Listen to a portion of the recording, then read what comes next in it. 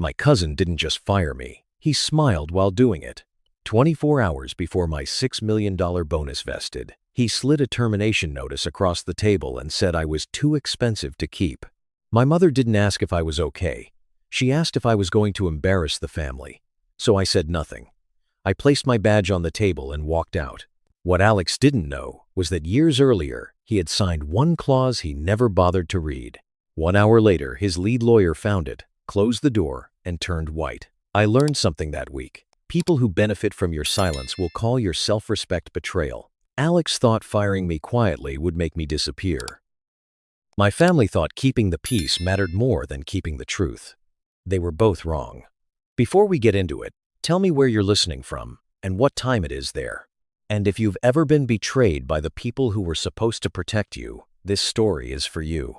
I got to Avery Strategic Holdings before 8, same as I had for more than 20 years. Downtown Charlotte was still shaking off the early fall chill. The glass towers caught the pale morning light, and for a few minutes, Tryon Street looked almost peaceful.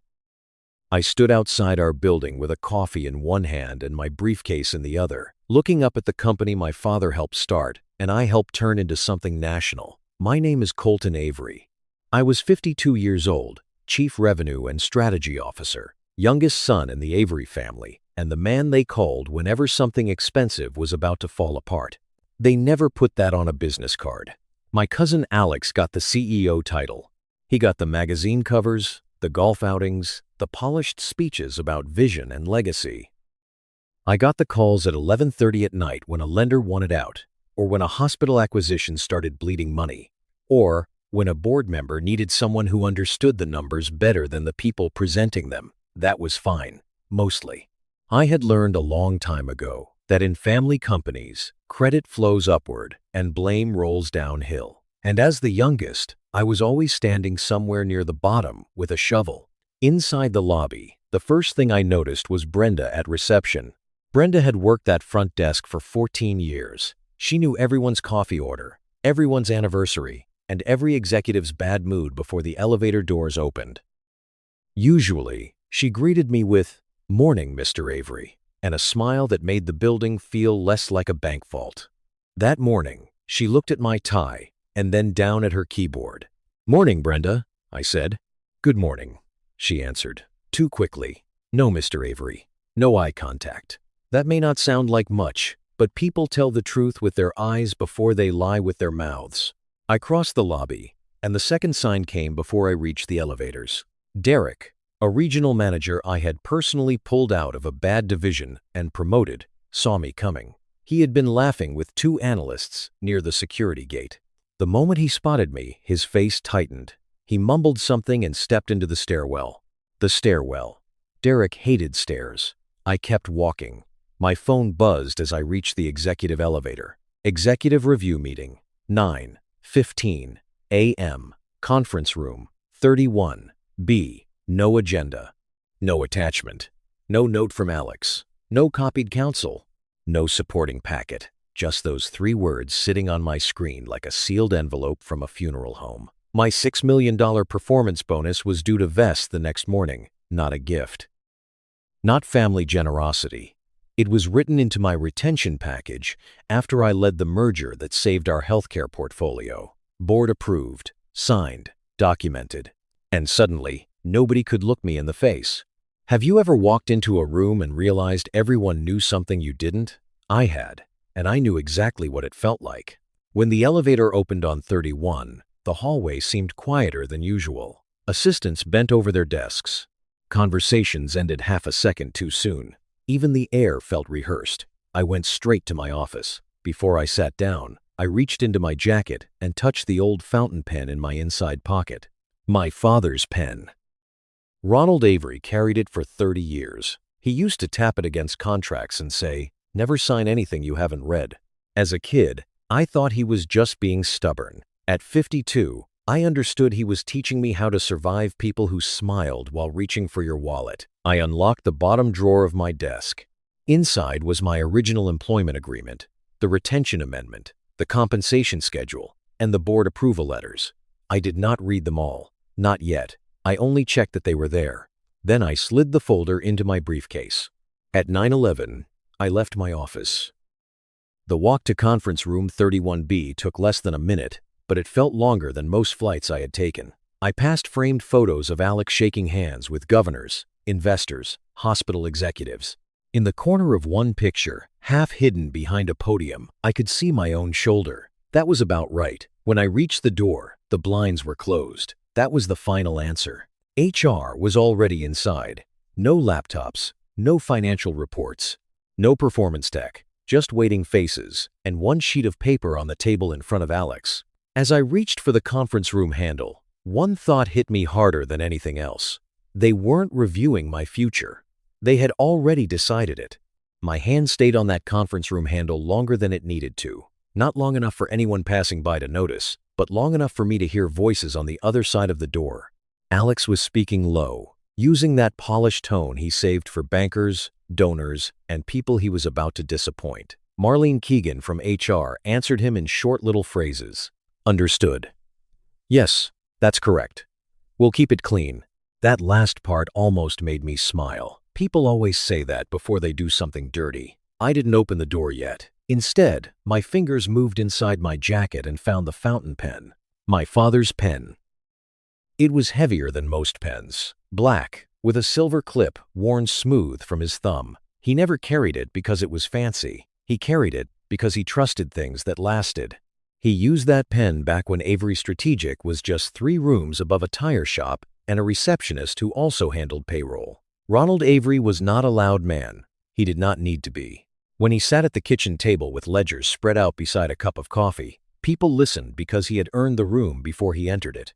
I was maybe 16 the first time he let me watch him review a partnership agreement. I remember him tapping that pen on the page. "Colton," he said, "never sign anything you haven't read." I told him only lawyers read every line. He looked at me over his glasses and said, "That's why lawyers get paid when proud men get careless." At 16, I thought it was just one more father lecture. At 52, standing outside a room where my cousin was waiting to cut me loose, I finally understood the second lesson hidden under the first one. Documents remember what people deny. That was my father's real gift to me. Not money, not position, not a corner office, a habit. I had needed that habit more than once. Being the youngest Avery meant nobody called me useless. That would have been too obvious. They called me dependable. They called me steady. They called me the one who doesn't need much attention.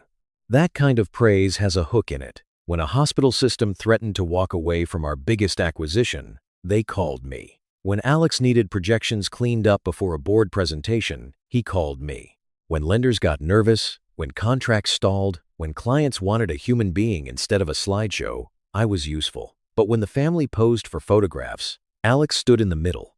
At Christmas dinners, Aunt Rebecca would lift her glass and say, "Alex has his grandfather's vision." My mother would pat my arm and say, "And Colton has always been so good with the details." Details. That word followed me around like a polite insult. I stayed anyway. That is the part I am not proud of, but I understand it now. I stayed because some part of me still wanted them to see me, not applaud, not bow down, just see me. I wanted my mother to stop calling me the quiet one like quiet meant smaller. I wanted my sister to stop saying Alex was built for leadership while I was better behind the scenes. I wanted one person at that long family table to say, "Colton built this too." Nobody ever did. So I carried my father's pen. It was private proof that at least one Avery had known who I was. And that made the next 24 hours matter more than anyone in that room understood. The $6 million bonus vesting the following morning was not charity. It was not a family favor. It was compensation tied to the largest healthcare acquisition in company history. I had negotiated the retention language myself after the board begged me to stay through the close. They signed it. Alex signed it. Outside counsel reviewed it. The compensation committee approved it. I had plans for part of that money. A scholarship in my father's name for first-generation business students in North Carolina. A safer house for my mother outside the city, somewhere quieter, with no steep front steps and no old furnace coughing through winter. I had not told her. I wanted it to be a surprise. That is what made the silence in the hallway feel cruel. Not because money was everything, because for once, The value of my work was written in a way no toast, speech, or family story could shrink. From inside the room, a chair shifted. I let go of the pen, straightened my jacket, and opened the door. The air inside felt colder than the hall. Alex Avery sat at the head of the table, of course, not because the seat mattered, because the picture did. Marlene sat to his right with a folder in front of her. Another HR manager, Bryce Hutton, stared at his hands. Legal was not there. That mattered. No review packet, no financial summary, no performance notes, no acquisition documents. Just one sheet of paper on the table, turned face down. Alex smiled like we were about to discuss golf. "Colton," he said, "appreciate you coming in." "I didn't get much choice," I answered, taking the chair across from him. His smile tightened, but only for a second. I kept my briefcase by my foot. The contract was inside. The pen was still in my pocket. Alex tapped the single sheet with 2 fingers. "I think you'll want to sit down for this." I looked at him then, really looked at him. My cousin, my CEO, the man who believed authority and wisdom were the same thing. He looked at me like he had already won. And for one brief second, I almost let myself believe him. I let Alex have the room for a few seconds. That was something I had learned in negotiations. Let a man who thinks he is in control talk long enough, and eventually he will show you where the weak spot is. Alex slid the paper toward me with 2 fingers, the way someone might slide a parking ticket across a kitchen counter. "Colton, after reviewing the company's strategic direction, we've decided to eliminate your role effective immediately." Marlene kept her eyes on the folder in front of her. Bryce looked like he wanted to be anywhere else in Charlotte. I picked up the sheet. Termination. Notice. Effective. Immediately. No cause listed. No misconduct. No performance issue. No reference to the acquisition I had just closed. No mention of the healthcare portfolio I had kept from collapsing 6 months earlier. Just clean corporate language. Restructuring. Realignment. Efficiency. Those words always sound harmless until they are aimed at your name. Alex leaned back in his chair. "This isn't personal." There it was. The sentence people use right before doing something deeply personal. I looked at him. "You sure about that?" He smiled as if I had given him exactly the line he wanted. "Come on, cousin. You've had a good run. But business changes. The company can't keep rewarding old habits just because they worked once." Old habits. That was what he called 20 years of saving his presentations, fixing his projections, and calming clients after he overpromised in a room full of investors. Marlene cleared her throat. "Your standard severance is outlined on page 2. Benefits continuation will run through the end of the month." The end of the month. For an executive officer. That alone told me this had been rushed or deliberately stripped down. I kept reading. Then I saw the date. Tuesday. The vesting event was Wednesday. My $6 million performance bonus was scheduled to vest the next morning at 9 a.m. 24 hours. Not roughly. Not sometime this week. 24 hours. That realization did not hit me like anger. It hit me like arithmetic. They had not fired me because the company changed direction. They had fired me because the calendar did. Alex watched my face, probably hoping for some crack. A raised voice. A threat. Maybe even pleading. Instead, I turned to the second page. "You prepared this before today," I said. Marlene finally looked up. "The document was finalized late last week." Late last week. So while I was on calls with outside counsel finalizing the transition terms for the medical systems merger, they were printing my exit papers. Alex's smile widened by half an inch. "You were becoming expensive, Colton." I fixed that. That line sat in the room like spilled ink. Bryce lowered his eyes. Marlene pressed her lips together. I felt my father's pen against my chest pocket. Heavy. Steady. A small piece of the man who had warned me never to trust a signature just because it came with a handshake. For 1 second, I wanted to stand up and call Alex what he was. Not clever, not strategic, just greedy in a tailored suit. But I had spent too many years across too many conference tables to mistake emotion for leverage. So I asked one question. "Is this the final decision?" Alex nodded. "Yes, the board has been informed." "Legal reviewed it?" That made him pause. Marlene answered before he could. "This was handled through executive HR. Not legal. Good to know. Alex waved a hand. Don't try to turn this into a courtroom. You know how this works. Your family. Let's not make it ugly. I almost laughed. Family, to people like Alex, meant silence from the person being harmed. I understand, I said. That seemed to disappoint him. He had expected a scene. He had probably pictured me red-faced, emotional, saying something he could quote later as proof I was unstable. That is the thing about people who set traps. They get irritated when you do not step exactly where they planned. I removed my badge from my jacket pocket and placed it on the table. Marlene reached for it, then hesitated. Like touching it made the whole thing real. I stood and picked up my briefcase. Alex tilted his head. That's it? That's it. No speech? No lecture about how the company owes you? I looked down at him, and for the first time that morning, his confidence looked slightly forced. You already put what you think I'm owed in writing, I said. He did not understand that sentence. Not yet. As I walked out, nobody followed. Nobody thanked me. Nobody said they were sorry. In the hallway, a junior analyst named Mason saw me with my briefcase and froze near the printer. I had helped him get promoted 2 years earlier. His mouth opened like he wanted to say something. Then he looked away. That hurt more than Alex's performance in the conference room. Fear does that to people. It teaches decent folks to act smaller than they are. I went straight to my office, closed the door, and turned the lock. Only then did I set my briefcase on the desk. I took out the contract folder. Then my father's pen. I placed both in front of me and opened the amendment packet. The moment I found Clause 17C, I stopped wondering whether Alex had made a mistake and started wondering how long it would take him to realize he'd made one. I did not rush. That is important. A younger man would have stormed down the hall, waved the contract in Alex's face, and said something satisfying enough to regret later. I had been in too many boardrooms for that. The person who reacts first usually gives the other side something to use. So I sat behind my desk, spread the papers out, and read. Original Employment Agreement, Retention Amendment, Equity Schedule, Board Approval Memo, Compensation Committee Authorization. My father's fountain pen rested beside the stack like a quiet witness. Clause 17C was only 8 lines long. That was the beauty of it.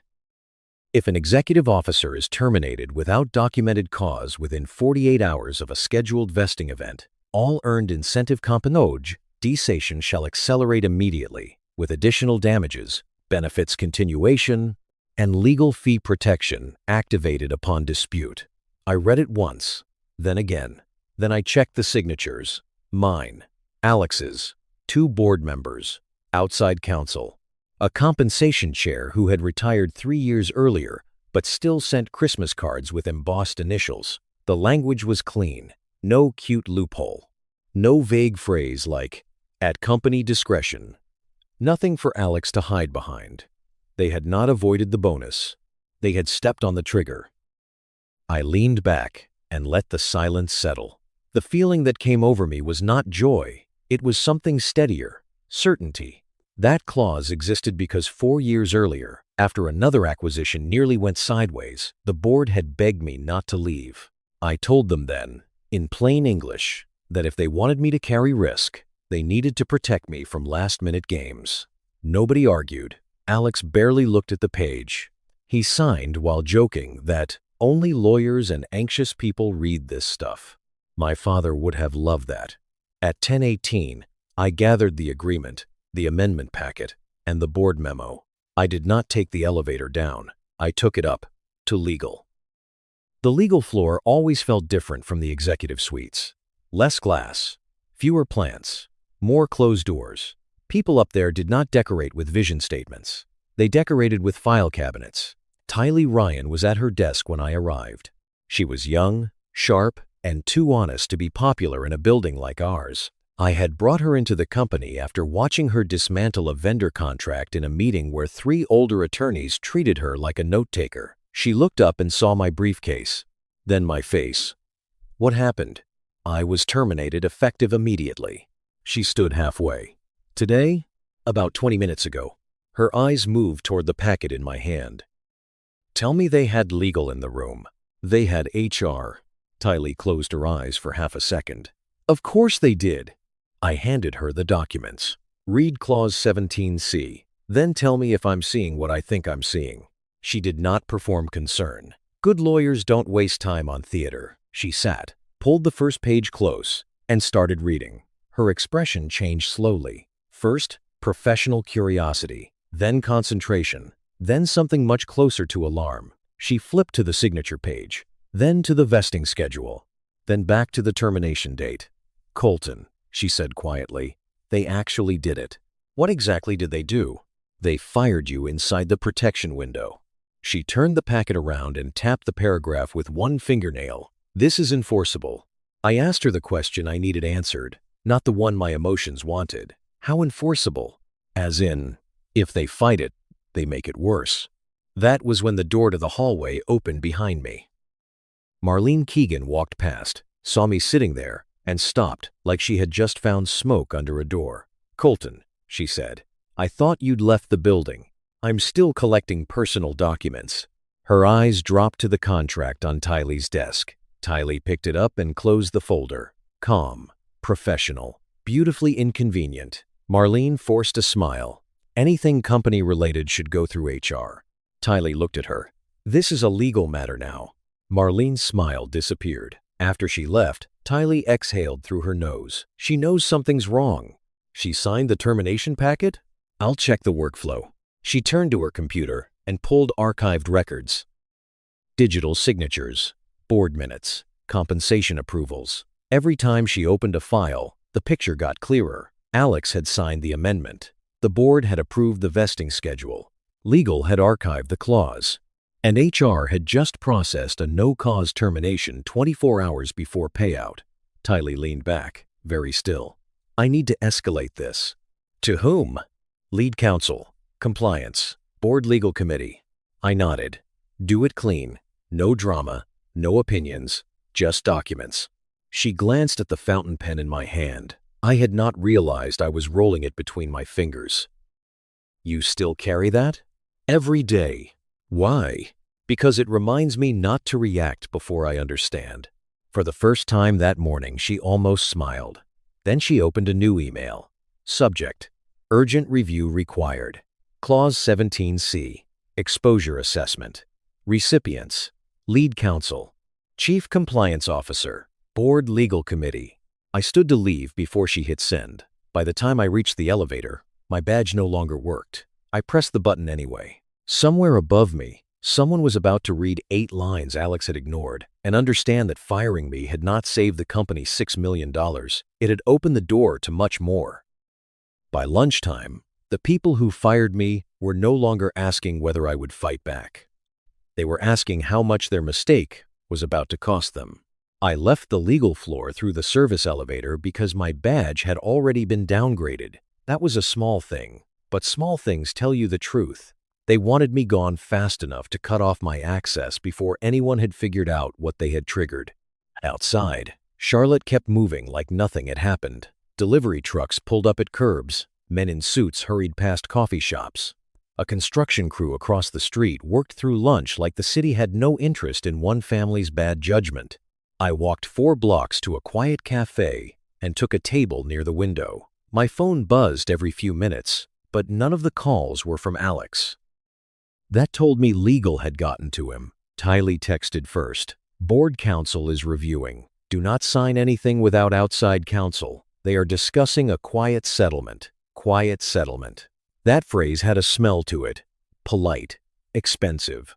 Designed to make the victim look unreasonable if he asked for sunlight. A few minutes later, my mother called. I almost did not answer, but old habits are hard to break. Colton, she said, her voice tight. Please tell me you're not going to sue Alex. Not. Are you all right? Not. What happened? Just that. I looked out the window and watched a young woman help an older man cross the street. Mom, he fired me 24 hours before my bonus vested. Well, I'm sure there's more to it. Alex is under tremendous pressure. You know how business is. There it was. The family translation. If Alex hurts you, understand him. If you react, explain yourself. Family doesn't do this, I said. She sighed. Family also doesn't drag private matters into court. I ended the call before I said something I would never be able to take back. By late afternoon, I was back at my apartment. The place felt too quiet. No calls from clients. No assistants asking about meeting notes. No board packet to review. For a man who had lived by calendars, empty time felt less like freedom and more like being erased. For about 10 minutes, I considered taking whatever they offered. Take the check. Let them keep their reputation. Let my mother sleep at night. Let Alex tell his story at the next family dinner. Then my phone lit up again. Mason Briggs. He asked if we could meet. I almost said no, but something in his message felt familiar. We met at a small diner just outside Uptown, the kind of place with vinyl booths and waitresses who call everyone honey. Mason sat across from me, twisting a paper napkin between his fingers. "They're already doing it to me," he said. "Doing what?" "Taking me off accounts. Moving my work under Derek's name. Telling me I'm not ready for visibility." I sat back slowly. He looked embarrassed, like being mistreated was somehow proof he had failed. That was the part that got me. I heard myself 25 years earlier, quiet, useful, waiting for someone to be fair. "Mason," I said, "when people take your work and call it mentorship, pay attention." He nodded, but his eyes were tired. When I got home, there was an encrypted file from Tylee waiting in my inbox. It was an archived meeting transcript from 3 months earlier, part of a compensation review I had been included on originally. One line stopped everything. "Alex Avery, if we cut him loose before vesting, the savings alone justify the move." The room had laughed. Not one person objected. I read the line again, then set the laptop down. That was the moment the last excuse died. This was not confusion. It was not restructuring. It was not pressure. It was a plan. Near midnight, I opened the desk drawer where I had placed my father's fountain pen. I held it for a while, letting the weight settle into my hand. Dad used to say, "Don't ask whether a fight is comfortable. Ask whether it's necessary." I placed the transcript beside Clause 17C. One proved motive, the other proved liability. Together, they told the story Alex never expected anyone to read. The next morning, Alex decided to make the fight personal, and that was the moment he made his biggest mistake yet. By Wednesday morning, my phone started ringing before I had finished my first cup of coffee. The first call came from a recruiter in Atlanta. "Colton, I just wanted to check in. I heard there was some sort of leadership issue." Then a former client from Raleigh. "Is everything all right over there? I saw your name come up." Then 2 industry contacts, one retired board member and a banker I had not spoken to since the healthcare acquisition closed. Nobody said the same words, but every call carried the same question. "What did you do?" I found the answer on an industry news site 15 minutes later. Avery Strategic Holdings announces executive transition following leadership, alignment concerns. No accusation, no facts, no quote from me. Just enough fog to let people imagine smoke. That was Alex's style. He rarely threw a stone when he could leave a shadow. The article said I had departed amid internal disagreements regarding strategic direction. That phrase sounds clean if you have never worked around corporate politics. In plain English, it meant maybe he was difficult, maybe he was unstable, maybe don't hire him until this clears. I stared at the screen for a long minute. The bonus was money. This was my name. That hit different. By noon, the second blow landed. Mason sent me a screenshot with one line under it. Look what they did. My bio had been removed from the company website, not updated, removed. The healthcare merger page still listed Alex as executive sponsor. It still praised the bold leadership behind the deal. My name was gone from the transaction summary, gone from the advisory credits, gone from the leadership page like I had slipped out of history overnight. I had expected them to protect themselves. I had not expected them to erase me that fast. A little after 1, the conference office emailed to say my keynote spot at next month's Southeast Healthcare Investment Forum had been reassigned due to scheduling considerations. Scheduling considerations. That was how adults lie when lawyers might read the sentence later. For about 20 minutes, I sat in my home office and felt the anger move through me in a slow, steady line. I did not throw anything. I did not call Alex. I did not post a statement. I simply watched the machine do what machines do when threatened. It protects the person in power. My father's fountain pen sat beside my keyboard. I picked it up, turned it once between my fingers, and put it back down. Patience is not weakness. That was the reminder I needed. Mason called while I was still looking at the conference email. "You have to release the transcript," he said. "People are buying his version." No. No? Mr. Avery, with respect. They're dragging your name through mud and calling it strategy. I know what they're doing. Then why wait? Because if I answer today, Alex gets to say I'm emotional. If I wait until legal and the board have the full record, he has to answer under procedure. Mason went quiet. I softened my voice. Evidence wins where outrage doesn't. That was not a slogan. It was survival. Around 3, Tylee called from a secure line. She sounded tired but focused. "I found a pattern," she said. "With Alex?" "With approvals. He bypassed legal on the termination. He overrode compliance notes on 2 compensation matters last quarter, and he personally approved the timing memo." "The timing memo?" "Yes." It doesn't say avoid the bonus in those words, but it routes the termination before vesting and flags the payout as a cost exposure. That sounds careful. It was careful until he signed it himself. I almost smiled. Proud men get careless. What? Something my father used to say. Tylee continued. Board counsel scheduled a confidential review. Compensation committee, compliance, outside counsel, tomorrow morning. So the fight had changed. It was no longer about whether I would get paid. It was about whether Alex had abused his authority trying to keep me from being paid. That evening, as the light faded across the windows of my apartment, my mother called again. I let it go to voicemail. A minute later, the message appeared. "Colton, sweetheart, Alex says this is all getting blown out of proportion. Please don't embarrass the family. You've always been the reasonable one. The reasonable one. That is what families call the person they expect to absorb the damage." At 8:17 p.m., Alex finally called. I did not answer. He left a voicemail, smooth as a Sunday handshake. "Colton, we can still settle this quietly, cousin. Think carefully before you burn everything down. You know how these things look from the outside." I played it once. Then I saved it. Because Alex thought he was warning me. What he had really done was leave another record.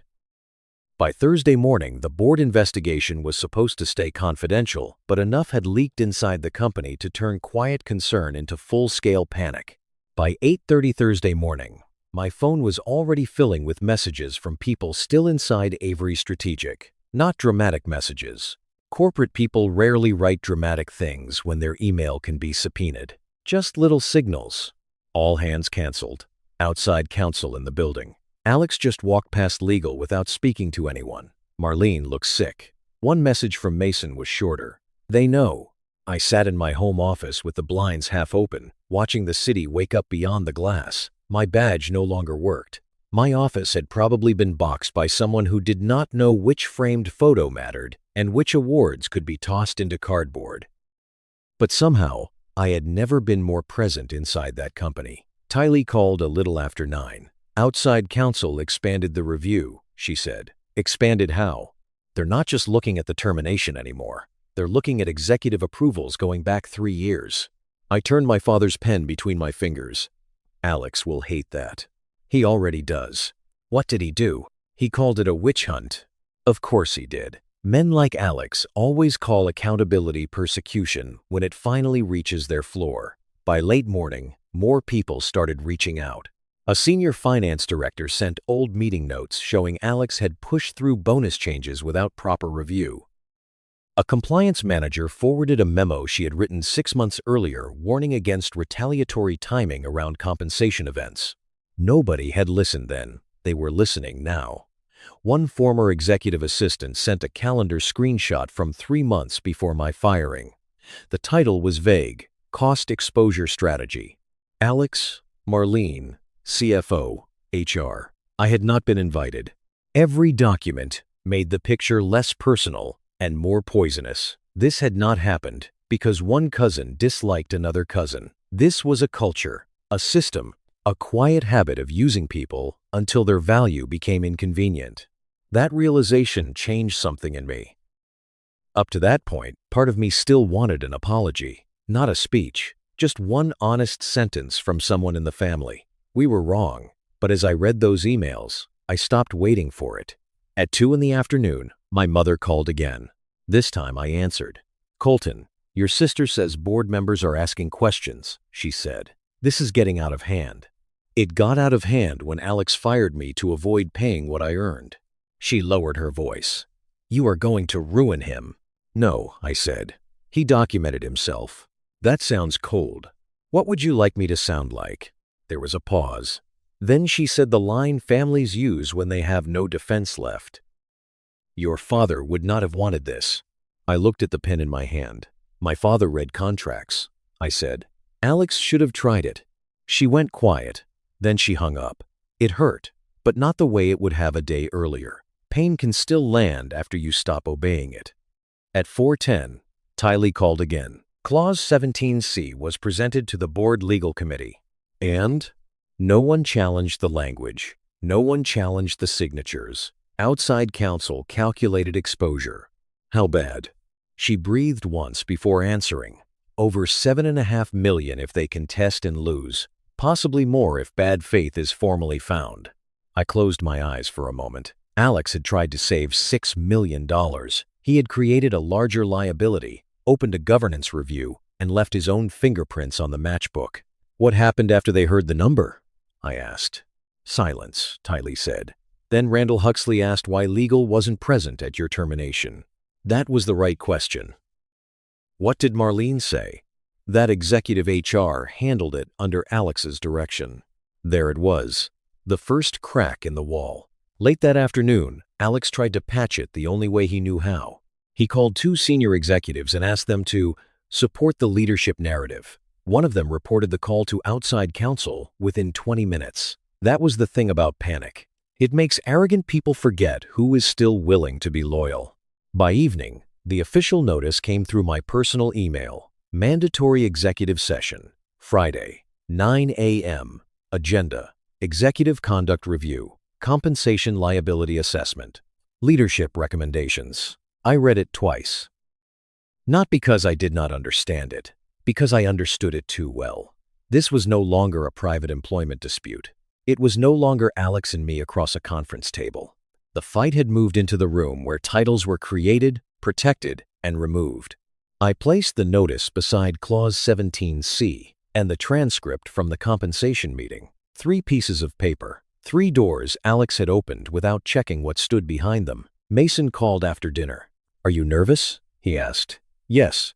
He sounded surprised. "Really?" Only fools aren't nervous before a room full of people deciding the shape of their future. "What are you going to do?"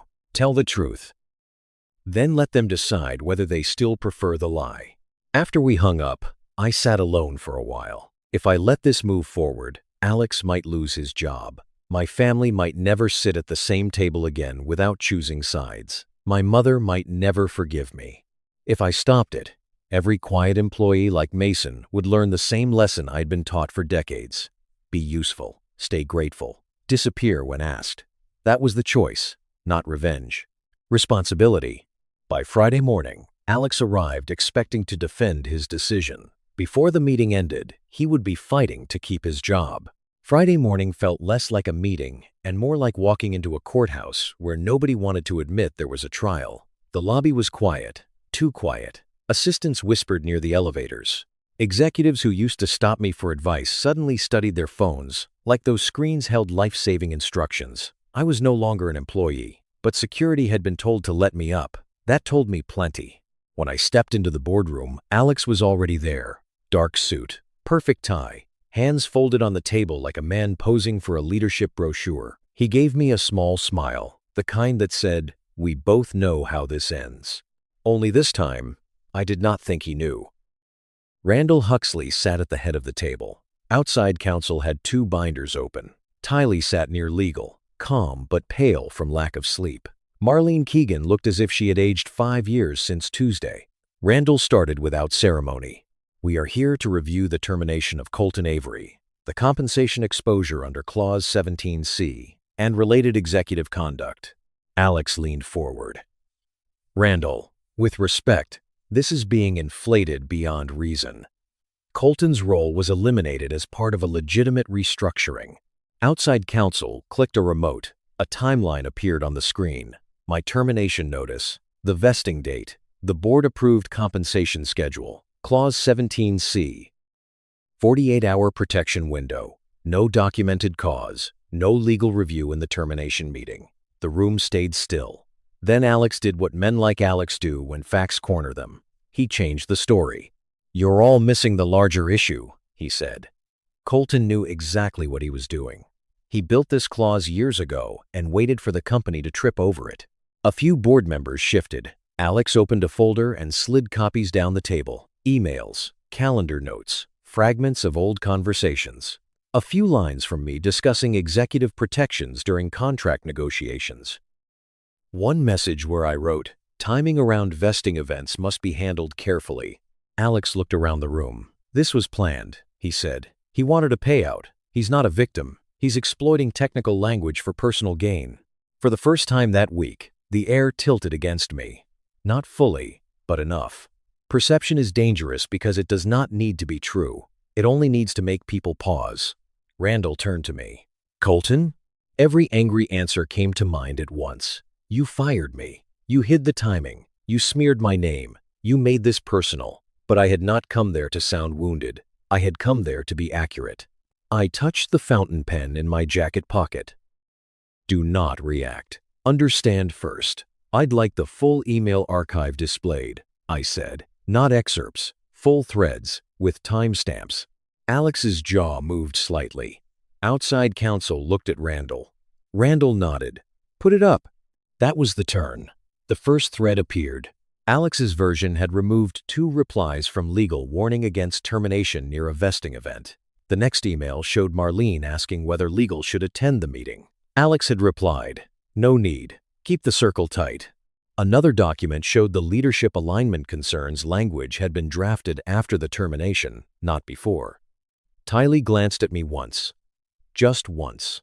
Then she looked back at the screen. Alex tried to interrupt. "This is being taken out of context." Outside counsel did not look at him. "We are looking at the full context." Then came the transcript from the compensation review 3 months earlier. Alex Avery. "If we remove him before vesting, we eliminate the payout problem." Nobody laughed this time. Nobody coughed. Nobody shuffled papers. Marlene stared at the table. Randall read the line twice, slowly, as if giving Alex a chance to become someone else before the second reading ended. Alex's voice changed. That was a broader financial discussion. I finally spoke. "No, Alex. It was a plan." He turned on me. "You set this up. I kept records. You made us look bad. You did that without help." A board member near the window asked outside counsel, "Does this establish intent?" The attorney answered carefully. "It strongly supports bad faith termination designed to avoid earned compensation." That was the moment Alex stopped being CEO in spirit. Even if the title had not yet been removed, his supporters got quiet. The neutral members began asking sharper questions. The people who had once praised his decisiveness now wanted distance from his judgment. I had seen power shift before. It does not always slam like a door. Sometimes it drains out of a room one face at a time. At one point, Randall looked at the contract and shook his head. How did no one catch this before the termination? I took the pen from my pocket and laid it on the table. "My father used to say, 'Never sign anything you haven't read.'" No one answered. They did not have to. Alex had signed it. The board had signed it. Legal had archived it. HR had processed the firing. Every person in that room understood the lesson had arrived late and expensive. After 2 hours, Randall called for private deliberation. Board members stood, gathered their binders, and moved into the smaller conference room next door. As he passed me, Randall stopped. "You were never really fighting for money, were you?" I looked at the closed boardroom doors. "No." He nodded once. "I didn't think so." 3 hours later, the board reached its decision. By the end of that afternoon, one Avery would receive everything he had earned, and the other would lose far more than money. The board came back in just after 4. Nobody spoke while they took their seats. Alex sat across from me with his hands clasped so tightly his knuckles had gone pale. The confidence he had worn that morning was gone. What remained was a man trying to calculate how much of his life could still be saved. Randall Huxley opened a folder and read from a prepared statement. The termination had violated Clause 17C. The company would honor the accelerated compensation provisions. Additional damages and legal protections would be included. The total exposure came to more than $7.5 million. No one clapped. No one smiled. It was not that kind of victory. Then Randall turned the page. Regarding executive conduct, the board has determined that Mr. Alex Avery failed to follow legal review procedures, disregarded compensation governance protocols, and exposed the company to avoidable financial and reputational harm. Alex sat up. Randall, I object to that characterization. Randall looked at him over his glasses. Your objection is noted. That was boardroom language for, sit down. By the end of that hour, Alex was no longer CEO. Officially, he was placed on administrative leave pending transition review. Unofficially, everyone in the room understood he would not return to that chair. He did not shout. Men like Alex rarely do when witnesses are present. He gathered his papers, avoided my eyes, and walked out past the same people who used to laugh too loudly at his jokes. That, more than the money, was his punishment. Authority had left the room before he did. A few weeks later, the family tried to gather for Sunday dinner at my mother's house. I went because I wanted to know whether anything human remained under all that pride. The meal was polite, in the way hospital waiting rooms are polite. My sister talked about the weather. One uncle said the board had overcorrected. My mother touched my hand and whispered, I wish this hadn't happened. So do I said. She looked relieved for half a second, like maybe that was forgiveness. It wasn't. It was just the truth. There were no speeches, no tearful apologies, no miracle healing around the dining room table. Real families do not always wrap pain in a bow. Some wounds stop bleeding long before they stop aching. Later that month, Mason came by my apartment with 2 coffees and a grin he was trying to hide. They changed the policy, he said. What policy? Executive terminations near compensation events now require legal review, compliance sign-off, and board notification. Also, my work is back under my name. That was the first moment the whole thing felt bigger than me. The $7.5 million was money I had earned, but the policy changes meant the next person might not have to fight the same fight alone. Tylee was promoted to senior counsel before Thanksgiving. She sent me a short message. Your father's pen would approve. I read that one twice. Several months later, I accepted a role with a private investment group uptown. Not because they wanted headlines, not because they wanted revenge against Avery Strategic. They wanted judgment, discipline, and someone who knew the difference between growth and greed. On my first day, I walked into a smaller office with better light and fewer portraits of men pretending they built everything alone. I set my briefcase down, opened it, and placed my father's fountain pen on the desk. It looked ordinary there. Black barrel, worn clip, a few scratches near the cap. But to me, it carried the whole story. At the beginning, it had been memory. During the fight, it had been restraint. Now it was identity, a reminder that success without principle is just noise dressed up as power. I heard about Alex from time to time. Consulting work, smaller advisory roles. A few private deals that never seemed to go far. Nothing dramatic. Nothing tragic. Just the ordinary shrinking that happens when arrogance finally meets a record it cannot edit. People ask me if I felt satisfied. I felt free. There is a difference. Sometimes the people who hurt you most are the ones who believe you will never push back. They build their confidence on your silence, then call you difficult when you finally speak in facts. So let me ask you, what would you have done in my position? Would you have taken the quiet settlement? Would you have protected the family name? Or would you have stood your ground and let the truth cost what it cost? I do not hate Alex. Hate is another kind of leash, and I had worn enough of those. But I do not miss him either. Alex thought he was firing me 24 hours before a bonus.